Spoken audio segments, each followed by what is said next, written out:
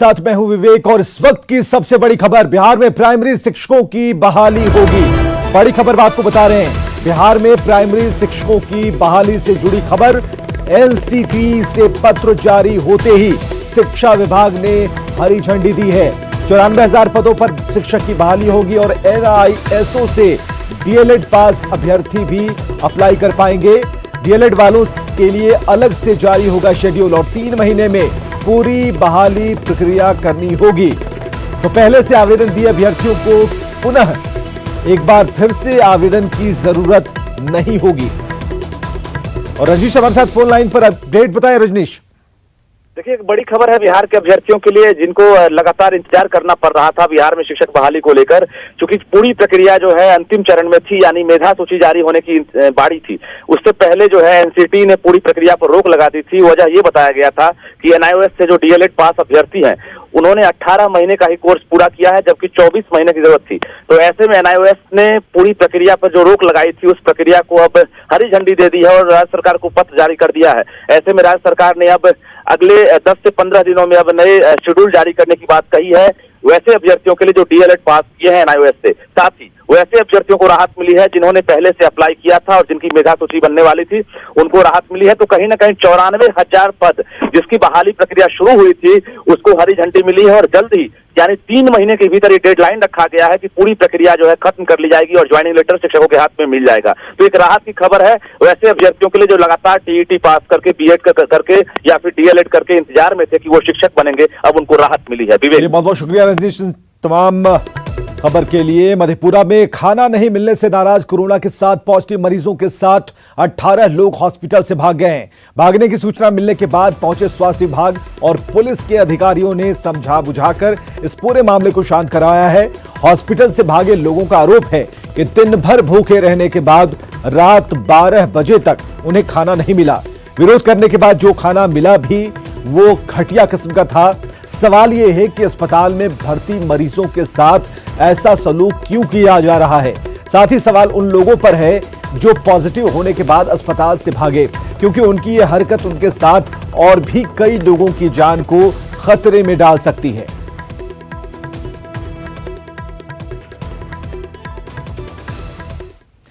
Kaimur police की गिरफ्त में एक ऐसा लुटेरा सामने आया है जो 20 लाख से कम की लूट करने में खुद की बेइज्जती महसूस करता है।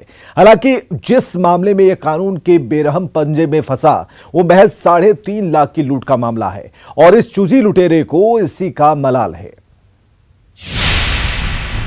लूट में भी चॉइस, इकाई में नहीं दहाई में लगता है दिल। 3 लाख की लूट भी कोई लूट है। 20 लाख से कम में बेइज्जती। लुटेरे की खुली जुबान से हर कोई हैरान। उससे पहले कुछ लड़के लोग आए थे इनके यहाँ, वो लोग चला गया, 2-4 लाख का काम था, चला गया। तो हम बोला कि ये थोड़ा मोड़ा हम लोग काम क्या करेंगे, गलत काम करेंगे और झूठे के फंस हो जाएंगे, उससे ज़्यादा पैसा हम लोग का लग जाएगा। तो ये लोग बोले कि नहीं, 20-22 लाख रुपये का काम है, तो ठीक है, हम लोग किए। तो सुना आपने, लुटेरा जसीमुद्दीन पुलिस की गिरफ्त में है, फिर भी जुबान ऐसे खोल रहा है जैसे अपने जालसाजी के अड्डे पर अपने गुर्गों के सामने शेखी बघार रहा हो। कैमूर के मोहनिया में 16 मई को सीएसपी संचालक से हुई लूट मामले के खुलासे के दौरान पुलिस ने इसे गिरफ्तार किया है। सीएसपी संचालक पैसे जमा करने के लिए बैंक में जा रहे थे। इसी क्रम में मोहनिया थाना अंतर्गत मामादेव रोड में ITI कॉलेज के पास इनका पैसा लूट किया गया था। ये आरोप लगा कि इनका 3,30,000 रुपया अपराधियों द्वारा लूटा गया। पुलिस ने लूट के इस मामले में अब तक 7 लोगों को गिरफ्तार किया है और लूट के 2.5 लाख भी बरामद कर लिए हैं। पुलिस के लिए सीएसपी संचालक से हुई लूट के मामले में ये बड़ी सफलता हो सकती है, लेकिन जसीमुद्दीन ने लूट को लेकर जो चॉइस बताई है उसने सोचने पर मजबूर कर दिया है कि बिहार में लुटेरों का मनोबल कितना बढ़ा हुआ है। न्यूज़ 18 के लिए कैमूर से प्रमोद कुमार की रिपोर्ट। उधर गोपालगंज ट्रिपल मर्डर पर तेज सियासत जारी है। तेजस्वी ने प्रेस कॉन्फ्रेंस कर हमला बोला है, सरकार और पुलिस पर सवाल उठाए हैं। तो इस ट्रिपल मर्डर पर तेजस्वी ने प्रेस कॉन्फ्रेंस में सरकार पर हमला बोला है, सवाल उठाए हैं। और डीजीपी और विधायक के कॉल डिटेल को खंगालने की मांग की है।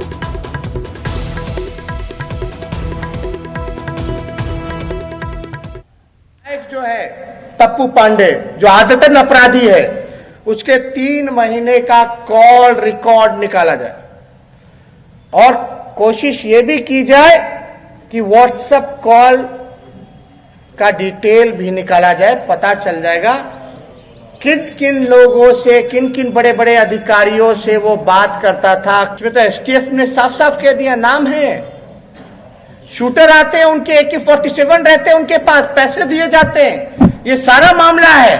तो क्यों नहीं कार्रवाई की जा रही है? डीजीपी साहब क्यों चुप है? उप मुख्यमंत्री कहां गायब है? इतनी हत्याएं हो गई। पूर्वी चंपारण का एक वीडियो तेजी से वायरल हो रहा है और इस वीडियो में सैकड़ों की भीड़ है और अश्लील गानों पर बाल-बालाएं डांस कर रही हैं। बताया जा रहा है कि यह वीडियो कल्याणपुर थाना क्षेत्र के यमुनापुर गांव का है।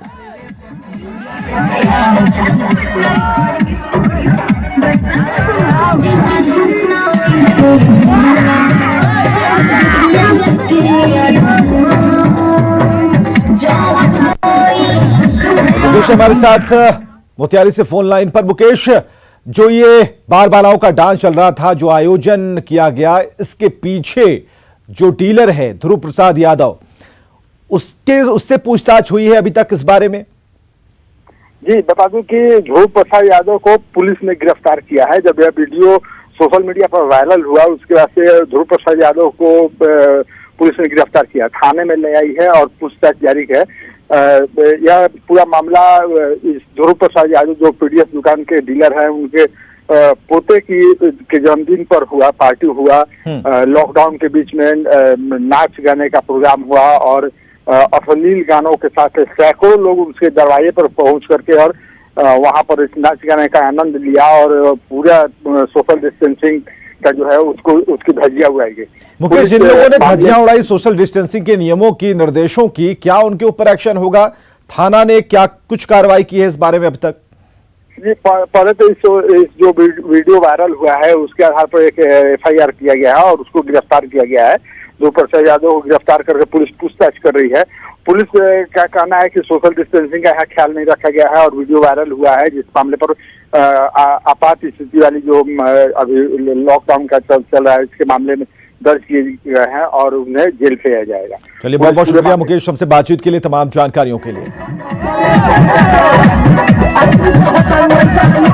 पूर्वी चंपारण में डीलर का डर्टी डांस और इस तरह का आयोजन किया गया, जहां सैकड़ों लोग इकट्ठा हो गए, नाच गाना होता रहा और लोगों की भीड़ तमाशे को देखती रही। हालांकि जिन्होंने इस आयोजन को करवाया था उनकी गिरफ्तारी हो गई है, लेकिन इस भीड़ में शामिल जो 100 से अधिक लोग थे, उन पर क्या एक्शन होगा इस बारे में थानेदार चुप हैं। औरंगाबाद में बालू के अवैध खनन को लेकर अब तक सबसे बड़ी कार्रवाई की गई है। कार्रवाई में अवैध बालू लदे 97 ट्रकों को जब्त किया गया। बारूद थाना क्षेत्र के सोन नदी के विभिन्न बालू घाटों पर SDO और SDPO के साथ खनन पदाधिकारी के नेतृत्व में छापेमारी हुई है। प्रशासन की कार्रवाई से बालू माफियाओं में हड़कंप मचा है। बताया जा रहा है कि जब्त वाहनों से जुर्माने की जो रकम वसूल की जाएगी वो लगभग 1 करोड़ की राशि होगी।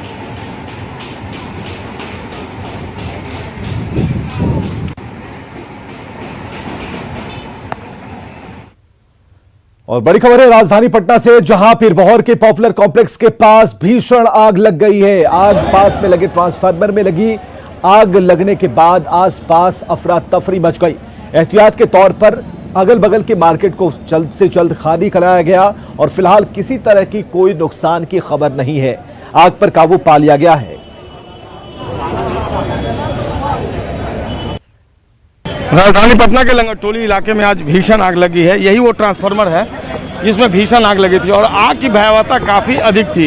ये पहले आग हल्का सा आवाज किया ट्रांसफार्मर में और उसके बाद पूरा तेल पूरा बिकने लगा था। हम लोग क्या करते, हम लोग कुछ जो जाने मैंने जान चल जाता इसीलिए छोड़ दिए। देखे उतने में पूरा आवाज करके जलने लगा। हाँ, और जो जलने लगा उसके बगल में एक टेबल रखा हुआ तो उसमें आग लगा, काउंटर में आग लगा, गाड़ी में आग लगा। तो कोई आदमी, मोहल्ला का आदमी सब दौड़ा, ऊपर का आदमी ऊपरे रह गया। जिसमें मेरा नाम दिलीप सिंह हुआ, मेरा दुकान था राजधानी फास्ट फूड। गाड़ियों में आग लगी? गाड़ी कौन सी? 4 चक्का 2 में लगा है, देखिए। हाँ, 2 चक्का में 4-5 लगा है। मोहल्ला के आदमी हाथ में उठा करके उसको फेंका है, तो सब बचा हुआ है अभी।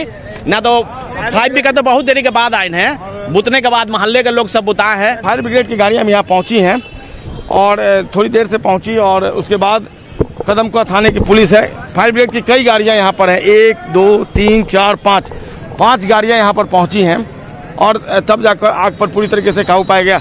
आप लोग जब पहुँचे उस समय क्या स्थिति थी यहाँ? आग जब पहुँचे था तो हम लोग बुझ गया था, आग कंट्रोल हो गया था। बता रहे थे कि ये लोग जब पहुँचे तो आग पर काबू पा लिया गया था। बहरहाल स्थानीय लोगों की सूझबूझ ने एक बड़े हादसे को टाला है राजधानी पटना में। कैमरा पर्सन आशीष के साथ संजय कुमार, न्यूज़ 18 पटना। और नालंदा में भागर बिघा के पास सड़क पर दूध से भरा टैंकर पलट गया। टैंकर पलटने के बाद आसपास के जो लोग थे बर्तन लेकर दूध लेने के लिए इकट्ठा हो गए। तस्वीरों को आप जरा देखिए कि कैसे दूध बिखरा पड़ा है, दूध की नदी बह पड़ी और दूध को लूटने के लिए लोगों की होड़ मच गई। बच्चे, बूढ़े, जवान, औरतें सभी लोग जुटकर दूध निकालने में लग गए। जिनके पास बाल्टी थी, बर्तन थे, हर तरह के बर्तन का प्रयोग किया गया दूध को लूटने के लिए। कुछ लोगों ने घर से पाइप मंगा ली ताकि उस टैंकर के भीतर पाइप डालकर दूध बाहर निकाला जा सके। तो भागन बिघा में यह हादसा हुआ, लेकिन लोगों ने दूध लूटने के लिए हर सीमा लांघ दी।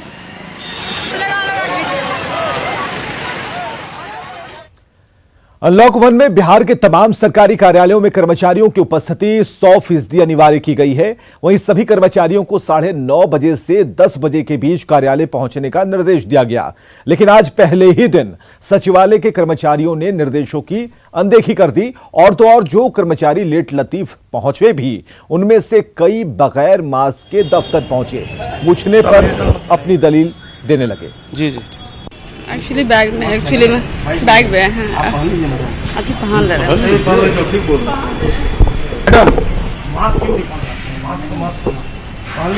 ठीक है, पहन लेंगे। हाँ, पहन लेते हैं। पटना विभाग में सहायक। हाँ हाँ, सभी लोगों को मास्क पहनना, आपने मास्क क्यों नहीं पहना? आज पहन लेंगे सर, आज ये भी। आप ऑफिस आ रहे हैं? हाँ, ठीक, बहुत गलती हो गया, हम तुरंत पहन लेते हैं। पहन लेंगे? हाँ। 10 बजे तक आ जाना है, कितना टाइम होगा? हाँ, तनी लेट हो गया है, ये तो जब हमारा गलती है। समान प्रशासन विभाग के निर्देशानुसार आज से राज्य के सभी कार्यालयों में 100% कर्मचारियों की उपस्थिति अनिवार्य कर दी गई है। फिलहाल मैं विश्वेश्वरैया भवन की तस्वीर दिखा रहा हूँ और जो इंस्ट्रक्शंस जारी किए गए हैं उसके अनुसार 9:30 बजे से 10 बजे के बीच सभी कर्मचारियों को आना है। मास्क पहनना उनके लिए ज़रूरी है। जो लिफ्ट का उपयोग है उसको सोशल डिस्टेंसिंग के तहत करना है। कार्यालय में भी आमने सामने नहीं बैठना है। तमाम तरह के इंस्ट्रक्शन जारी किए गए हैं और 10 बज गए हैं, उसके बावजूद लोगों का आना लगातार जारी है। लोग यहाँ पहुँच रहे हैं। शायद जो टाइमिंग है उसका ख्याल अब भी नहीं है। जो कर्मचारी हैं, कई लोग ऐसे हैं जिन्होंने यहाँ पर मास्क भी नहीं पहना है। हालांकि सैनिटाइजर दिख रहा है गेट पर, जो गार्ड हैं वो सैनिटाइजर के साथ हैं। जो सुरक्षा के लिहाज से पुलिस कर्मियों की यहाँ पर तैनाती है वो अनिवार्य कर दी गई है। जो मास्क हैं वो पहने हुए हैं। किस विभाग में है ना? पीडब्ल्यूडी पत्नी विभाग। कितने बजे आ रहे हैं? टाइमिंग कितने बजे तक? आज से तो टाइम हो गया है सर। तो आप लेट से आ रहे हैं, 10:15 बजे आ रहे हैं। भीड़ के चलते हो गया, भीड़ वहाँ फंस गए, भीड़ में जाम हो गया कि बैग। नाम क्या है? नाम क्यों? नाम नहीं बताना चाहते, लेकिन 10:15 बजे ये पहुँच रहे हैं और जो टाइमिंग थी कहीं ना कहीं उसका वायलेशन हो रहा है। कई लोग ऐसे हैं जो समय से नहीं पहुँचे, 10 बजे तक पहुँचना चाहिए। आमिर सुहानी जो अपर सचिव हैं समान प्रशासन विभाग के, उनका आदेश है कि 9:30 से 10 बजे के बीच सभी के लिए अनिवार्य, लेकिन आने का सिलसिला लगातार जारी है। जो एम्प्लॉय हैं वो लगातार आ रहे हैं। ये पहला दिन है जब 100% कर्मचारियों की उपस्थिति अनिवार्य की गई है बिहार के सभी कार्यालयों में, चाहे वो सचिवालय हो या फिर जो दूसरे सार्वजनिक और सरकारी संस्थान हैं, सभी में 9:30 से 10 बजे के बीच आना है। कैमरा पर्सन आशीष के साथ संजय कुमार, न्यूज़ 18 पटना। तो अनलॉक 1 के साथ ही मरीजों को राहत मिली है और बड़ी संख्या में मरीज अस्पताल में पहुंच रहे हैं। पीएमसीएच की ओपीडी में सुबह से ही मरीज रजिस्ट्रेशन करवाने में जुटे हैं। हमारे सहयोगी रजनीश कुमार ने पीएमसीएच के ओपीडी का जायजा लिया। अनलॉक 1 लागू होने के बाद जहां लोगों को राहत मिली है, वहीं अस्पतालों में भी भीड़ बढ़ गई है। पीएमसीएच में हम मौजूद हैं और यहां पर देखिए सुबह का वक्त है, किस तरह से भीड़ बढ़ने लगी है। जो मरीज हैं या फिर परिजन हैं वो रजिस्ट्रेशन काउंटर पर पहुंचे हैं और पर्चा लगातार कटवाने में लगे हुए हैं। लेकिन जो मास्क हो या फिर सोशल डिस्टेंसिंग की बात हो, फिलहाल यहाँ पर देख सकते हैं कि जो अस्पताल के कर्मी हैं वो प्रयास में जरूर लगे हुए हैं कि सोशल डिस्टेंसिंग मेंटेन हो। और इधर आपको दिखा रहे हैं इस कतार में हर कोई मास्क लगाए हुए हैं। बाकी और आपको तस्वीर दिखाते हैं दूसरे रजिस्ट्रेशन काउंटर पर, यहाँ भी हर चेहरे पर मास्क है और देख सकते हैं कि पेशेंट और परिजन जो है पर्चा कटवाने में लगे हुए हैं। कहाँ से आए हैं? हाजीपुर से जी। तो क्या अनलॉक 1 हुआ लागू तब आए? जी। चलिए आइए। कब से सोच रहे थे आने के? हम तो मार्च से सोच रहे थे, लेकिन मार्च में लग गया लॉकडाउन तो नहीं आ पाए हम। छूट मिली है तब निकले? जी हाँ। क्या बीमारी है? और थोड़ा दिमागी जो है ना, थोड़ा सा यही है, और शुगर वगैरह ये सब बढ़ा हुआ है। क्या नाम हुआ? महेश प्रसाद चौधरी।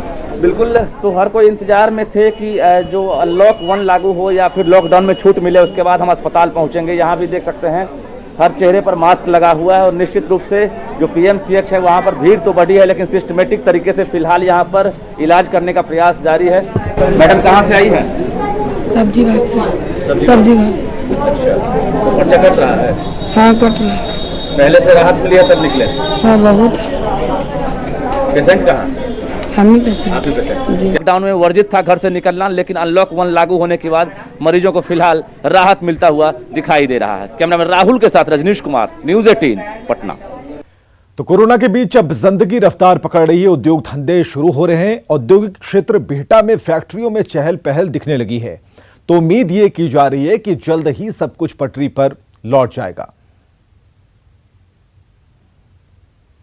तो लॉकडाउन 5 शुरू हो चुका है। हम इस वक्त मौजूद हैं बिहटा के इंडस्ट्रियल एरिया में और हम आपको तस्वीर दिखाने की कोशिश कर रहे हैं कि काम में तेज़ी आ गई है और कई सारे ऐसे छोटे छोटे उद्योग या फिर बड़े उद्योग जिसका काम रुका हुआ था उसने रफ्तार पकड़ ली। इस वक्त हम आपको दिखा रहे हैं एक साइकिल फैक्ट्री की तस्वीर, जहाँ पे बड़ी संख्या में आपको कर्मचारी भी नज़र आ रहे होंगे जो लगातार काम में जुटे हुए हैं। और लॉकडाउन की वजह से काम पे काफ़ी असर पड़ा है, लेकिन धीरे धीरे अभी भी कंपनी में उतने स्टाफ नज़र नहीं आ रहे हैं जितने आने चाहिए थे। लेकिन फिर भी आज से कई सारी रियायतें मिली हैं, उसका असर भी देखने को मिल रहा है। अनुपम कुमार यहाँ के मैनेजर, हम इनसे बात करते हैं। अनुपम जी, आज के पहले लॉकडाउन 5 के पहले क्या स्थिति, क्या तस्वीर थी? लॉकडाउन 5 के पहले स्थिति ये था कि हमारे पास सर लेबर आ नहीं पा रहा था और काम हम अच्छे से नहीं कर पा रहे थे और जो ट्रांसपोर्ट में माल था वो फंसा हुआ था। अभी के डेट में यह है कि जब से ट्रांसपोर्ट मतलब पूरी तरह से चालू हो गया है तो मटेरियल आ रहा है और हम लोग कोशिश कर रहे हैं कि फुल फ्लेज में अपनी कंपनी को चलाएं। अब कितना असर पड़ा काम पे, कितना असर पड़ा इस लॉकडाउन में? काम पर सर काफ़ी असर पड़ा है। ये जहाँ सर हमारा फ्रेम काफ़ी ज़्यादा उठता था, अभी 33% से भी कम सेल हो रखा है। 33% ही एम्प्लॉय आ रहे हैं? हाँ 33% एम्प्लॉय आ रहे हैं। लॉकडाउन 5 के बाद होप करते हैं कि एम्प्लॉय बढ़ेंगे और जिन लोगों को आने में परेशानी हो रही है अब नहीं आएगी और काम हम लोग अच्छे से कर पाएंगे। अब क्या स्थिति लग रहा है? अब गता सुधार हो रहा है। सुधार हो रहा है, ठीक ठाक लग रहा है? सुधार हो रहा है। तो देखिए जो कर्मचारी हैं वो भी अब कह रहे हैं कि धीरे धीरे सुधार हो रहा है, लेकिन लॉकडाउन की वजह से काफ़ी असर पड़ा। लेकिन फिर भी कंपनी को उत्पादन में फिर से रफ्तार जल्द से जल्द पकड़े, इसकी कोशिश लगातार कंपनी की तरफ से की जा रही है। और इस वक्त फैक्ट्री में जो आपको तस्वीर दिखाने की कोशिश कर रहे हैं, मशीनों की आवाज़ सुनकर आप अंदाजा लगा सकते हैं कि रफ्तार तेज़ किया गया है। और अनुपम जी, जो घाटा हुआ है, जो रफ्तार घटी थी, तो उसको तेज़ करने के लिए क्या कुछ विशेष भी उपाय कर रहे हैं क्या? सर उसको तेज़ करने का उपाय यही है कि अगर गवर्नमेंट परमिशन दे कि डबल शिफ्ट में काम कर सकते हैं तभी उसको हम लोग कवर अप कर पाएंगे। बिहार की इंडस्ट्री में भी धीरे धीरे तेजी दिखने लगी है। कैमरामैन नीलमणि के साथ आनंद अमृतराज, न्यूज़ 18 नेटवर्क, बिहटा। उधर रेल यातायात शुरू होने के बाद पटना जंक्शन पर रेलवे की तरफ से खास इंतजाम किए गए हैं और इस इंतजाम का जायजा लिया हमारे सहयोगी अमित कुमार ने। यात्रियों की भी जो संख्या है वो स्टेशन पे बढ़ेगी और इस बात को रेल मंत्रालय या रेल महकमा जो है बखूबी भाप रही है। और यही वजह है कि जब सोशल डिस्टेंस का अनुपालन कराना है, जब यात्री जो है अधिक से अधिक यात्री जो है वो अंदर ना जाए अचानक से, तो उन पे जो है सोशल डिस्टेंस का अनुपालन भी कराना है और इस दौरान यात्रियों को असुविधा ना हो, इस बात का भी रेल जो है वो रेल महकमा ध्यान रख रहा है। और आप देख सकते हैं कि ये सिटिंग अरेंजमेंट जो है उसके लिए यहाँ पे जो चेयर है वो लाई जा रही है। जो श्रमिक स्पेशल ट्रेन है उसके लिए देख सकते हैं कि यात्रियों के लिए यहाँ पे जो जो है कोल्ड ड्रिंक्स लाए गए हैं। तो जो यात्री हैं उनको चूंकि पानी की किल्लत न हो, उसको भी ध्यान में रखा गया है। पानी के अलावा जो कोल्ड ड्रिंक्स है वो भी यहाँ पे दिया जाएगा। तो ये तमाम कवायद जो है वो रेलवे के द्वारा सिर्फ और सिर्फ यात्रियों को सुविधा देने को लेकर की गई है। यात्री जो है उन्हें सुविधा मिले, यात्री परेशान न हो। चूंकि लगातार ये शिकायत मिल रही थी कि ट्रेन में जो है सुविधाएं नहीं है, जो पानी है वो उसकी किल्लत होती है। तो ऐसे में ये कवायद जो है रेलवे के द्वारा की गई है। अब खाने के साथ हम लोग पानी भी दे रहे हैं, पानी के साथ कोल्ड ड्रिंक भी दे रहे हैं। खाने में क्या क्या आप लोग? खाने में अभी जो है वेज बिरयानी है और पूरी सब्जी भी है, और क्विक मतलब विदाउट जो है तुरंत कोई गाड़ी आ जाती है उसमें हम लोग पीएडी आइटम दे रहे हैं। जैसे ब्रेड है, केक है, बिस्किट है और भुजिया है, केला है, ये सब हम लोग दे रहे हैं पीएडी आइटम। चलिए, ये बिल्कुल बेहतर खबर है और कहीं ना कहीं यात्रियों के लिए भी राहत भरी खबर है जो न्यूज़ 18 बता रहा है। तो ये रेल महकमे की ये कवायद जो है वो बिल्कुल सराहनीय है। चूंकि लगातार जो यात्री है वो कह रहे थे कि श्रमिक स्पेशल ट्रेन की खासतौर पर बात कर ले तो उस ट्रेन की यात्रियों की जो शिकायत थी वो यही थी कि रेलवे जो है वो सेवा तो दे रही है अपने गंतव्य स्थान पर जाने की, लेकिन बाकी जो सुविधाएं हैं वो नदारद है और उसके चलते लोग जो है वो खासे यात्री जो है वो परेशान रहा कर रहे थे। कैमरा पर्सन दीपक के साथ अमित कुमार, न्यूज़ 18 पटना। न्यूज़ 18 पे एक्सक्लूसिव बातचीत में केंद्रीय गृह मंत्री अमित शाह ने कहा था कि लॉकडाउन का फैसला सोच समझकर लिया गया था। साथ ही उन्होंने कहा कि सरकार अर्थव्यवस्था को पटरी पर लाने की कोशिश कर रही है। अमित शाह के इस बयान पर सियासत शुरू हो गई है। आरजेडी के नेता जहां सवाल खड़े कर रहे हैं, वहीं एनडीए के नेता केंद्र सरकार का समर्थन कर रहे हैं। मैं इत्तेफाक नहीं रखता उनकी बातों से, मैंने पूरा इंटरव्यू सुना। चलिए, आपने जब किया तब किया, लेकिन प्रथम और सेकंड लॉकडाउन से पहले प्रधानमंत्री जी के संवाद में प्रवासी मजदूरों का जिक्र न आना, अगर आप उनकी पीड़ा साझा करते, कहते कि हम कोशिश कर रहे हैं, तो एक संदेश जाता। ये पूरा का पूरा सामाजिक आधार आपके विमर्श, आपकी चिंता, आपके सरोकार से गौण रहा। बहुत जल्दबाजी में अगर मजदूरों को लाने के लिए कुछ वक्त दिया जाता तो वो जो एक स्थिति उत्पन्न हो सकती थी उसकी आप कल्पना नहीं कर सकते हैं। इसलिए ये एक सोच समझ करके लिया गया फैसला था। जब कोई आपदा आती है तो कहीं बता के नहीं आती है, और जिस प्रकार से नरेंद्र मोदी की सरकार ने इस आपदा के समय में पूरे देश को एक सूत्र में बांधकर संयम के साथ लोगों को संकल्पित होकर कहीं ना कहीं सामना करने के लिए तैयार किया, वो पूरे भारत के इतिहास में लिखा जाएगा। लघु, सूक्ष्म और मझोले उद्योगों को बढ़ावा देने के लिए केंद्र सरकार की घोषणा पर सियासत शुरू हो गई है। कांग्रेस और आरजेडी ने जहां केंद्र सरकार पर सवाल खड़े कर दिए, वहीं जेडीयू ने केंद्र की इस पहल का स्वागत किया है। मुझे लगता है आईवास की तरह है और लोगों को बरगलाने जैसा है। किसी को कोई लाभ नहीं पहुंच रहा है। ऐसे तो 20 लाख करोड़ का, उसमें भी 3 लाख करोड़ केवल एमएसएमई सेक्टर जो मिडिल और स्मॉल बिजनेस के लोगों को पहले भी घोषणा हुआ, लेकिन उस तरह की घोषणा का मतलब क्या है जब तक लोगों के पॉकेट में पैसा नहीं जाता है। लेकिन सबसे बड़ी बात है कि एमएसपी पे खरीद कहाँ हो रही है। और जैसे हमारे यहाँ बिहार में या उत्तर प्रदेश में कहीं खरीद तो होती नहीं है। वो खरीद के नाम पर ढकोसला होता है। जो उत्पादन है उसका एक छोटा सा अंश जो है लक्ष्य खरीदने का जो है सरकारें निर्धारित करती हैं, वो भी नहीं हो पाता है। इसलिए एमएसपी से बहुत फायदा किसानों को होने वाला नहीं है। केंद्र सरकार के द्वारा नीतिगत निर्णय लिया जाना, लघु और सूक्ष्म उद्योगों के लिए पैकेज की घोषणा, किसानों के समर्थन मूल्य को बढ़ाने की घोषणा और स्ट्रीट वेंडर के लिए कल्याणकारी योजना, ये निश्चित रूप से जो मानव विकास सूचकांक जो एक चुनौती बन गया, ह्यूमन इंडेक्स, इस कोविड-19 के दौर में यह जीवन के उन्नयन का एक कारक बनेगा। और आगे देखिए जोहार झारखंड।